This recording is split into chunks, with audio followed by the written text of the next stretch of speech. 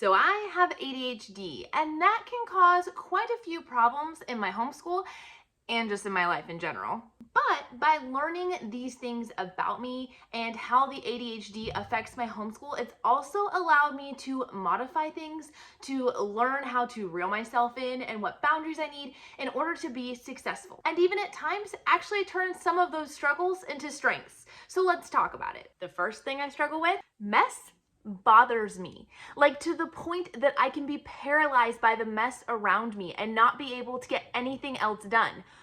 But I'm also a very messy person who hates cleaning. So how do you justify this? The first thing I do is trying to implement simple organizational systems when it comes to our homeschool. Not having a whole bunch of micromanaging in our things, but just having each kid have a place for their school stuff and trying to let them just kind of organize it how they will. Had to learn to let that go and just accept the fact that if it's in their bins, it's not on my table or in the space that I am in, and that's okay. The second thing that we do, implementing 15-minute blitzes. And what that means is that for 15 minutes, we set a timer and everybody in the entire family jumps in and helps pick up all of the family areas. We do this throughout the day. We do it right after school. We do it right before dinner. And those times when I tend to need that clean space the most. We also, everybody in our family has specific chores designated to them that they have to complete throughout the day. And then deep cleaning only happens on Saturdays. We set aside Saturday mornings for kind of our home blessing day.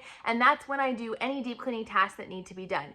I don't like to clean, so cleaning a lot all throughout the week is very overwhelming to me and frankly just usually doesn't happen. And having a designated time where that's all I'm doing really helps my ADHD brain. I work best in the important, the interesting, and the urgent, which means if a task is not urgent or interesting or important to me, it's hard to get it done. So how do I handle that?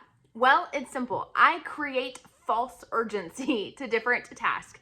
One of the ways I do this is by scheduling therapy appointments, doctor appointments, maybe a play date, get together in the afternoon. I have found that those days where I have absolutely nothing planned are nice, and I do try to protect at least one day a week that is like that. While I enjoy the freedom that homeschooling offers and the ability to not have to stick to a super rigid schedule, I also know that with my personality and my children's personalities, with very little structure, we take as much time as we are given. And if we are given all day, we will take all day. So I find that by having that urgency of, I would love to lay in bed 15 minutes longer, but I know we need to get up so we can get started, so we can be done by this point, it keeps me motivated. What about the things that are important, but not important to me? How do I work through those things? Well, I create accountability for those things. A great example of this is when we first started homeschooling, one thing that was definitely not important to me, but I did feel was important for my kids, and they also really loved it and enjoyed it, was science and geography. I could never seem to get around, and I just could not get there. My kids were craving more, and I really did feel like it was important to have a good foundation of science. I remedied that by talking to another homeschool mom who is struggling with the same thing. For the past several years, have been meeting together every other week, and we get together and we do the science experiments from that science lesson. There are days and that we binge read a whole bunch in a couple of days because we didn't do a good job of spacing it out.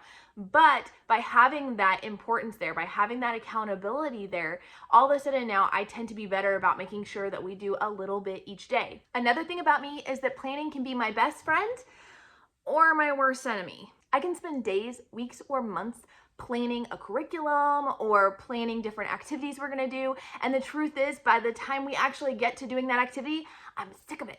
I'm burnt out because I spent so much time and effort planning and I don't actually want to implement it all. And or the things that I planned are not realistic. I am not that mom. I am not the mom who is ever going to pull out glitter.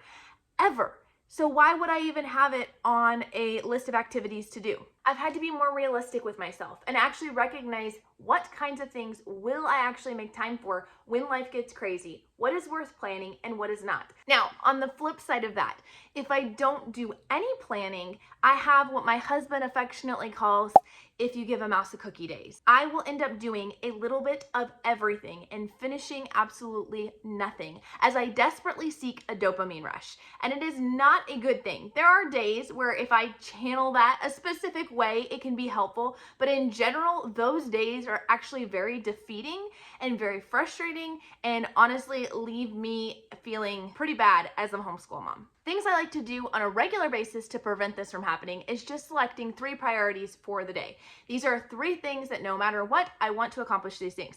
These could be simple. These could just be something like making sure I do my Bible for the day, making sure I do school for the day, and making sure that I switch the loads of laundry.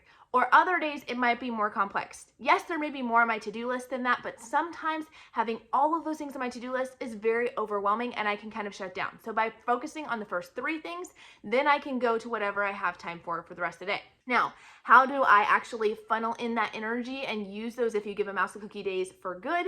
Well, I will set aside specific days or times that I am just going to kind of let my ADHD brain go wild, but I will give it some context. So I will be like, hey, today I'm gonna have, if you give a mouse a cookie, cleaning day. Because while I don't like cleaning whatsoever, we already covered that, I will sometimes get on these random spurts where I just want to deep clean everything, but it's not methodical. There's no system to it whatsoever. It's literally like whatever is bothering me right then. So I will give myself permission on a specific Saturday that we normally do deep cleaning a very specific way and say, just go clean whatever is bothering you.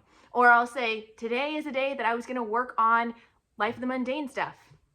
Just go crazy. Like, stay within this category, but just go crazy. And it's kind of allowed my brain the flexibility and the freedom to go the way it goes, but giving it some structure still. Before we get to our last 2 things about me and my struggles with ADHD, I did want to shout out and say that this is a collaboration done with my friend Sarah over at the Johnson Crew. She encouraged different homeschool YouTube moms to come and share things about themselves, things that might help you, might be beneficial to you. And I hope this is, and that you'll check out the description below for the link for the rest of the playlist. The 4th thing that you should probably know, and is something I struggle with, is I am either on 110% or I tend to want to be completely off.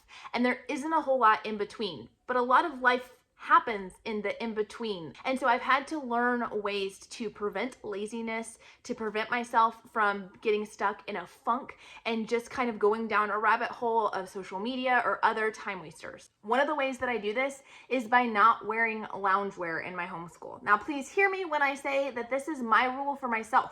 This is not something I'm dictating and saying that all moms should follow or that all moms with ADHD should follow. But I have found for myself that my brain does not turn on completely unless I am fully dressed, unless I am in jeans and usually a t-shirt or, a sweater, something simple. It's not like I'm dressed to the nines all the time, but I do try to make sure that I am wearing jeans, that I am usually wearing earrings. I am not a makeup person. I don't wear makeup at all, but if I was, I would recommend that, do your makeup, whatever makes you feel like you are ready for the day. I also know that for myself, I need to stay out of my bedroom during the school day because otherwise that bed is calling me. As moms, we're tired.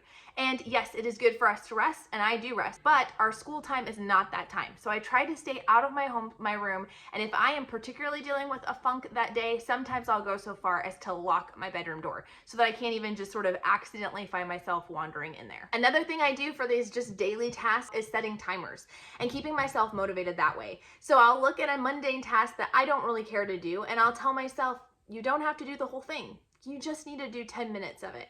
And I'll set a timer on my phone for 10 minutes. And almost always that kickstarts me enough to just go ahead and complete the task. Or if it comes to a school task, I'll tell myself, this reading curriculum has 4 different elements to it. Look, you don't have to do the whole reading curriculum. Just do these 2 elements. And then after I've done those 2, I'm like, it would only take me 5 more minutes to go ahead and do the rest. And I just go ahead and do the rest. The last thing that you should know about me is that I crave change, but I thrive off of structure. And this has been something that I've had to have a back and forth with myself with for a long time, especially when it comes to curriculum. I was that mom that was always kind of going off one way or the other because there was something new and shiny and better, and I was confident that this is what my child needed.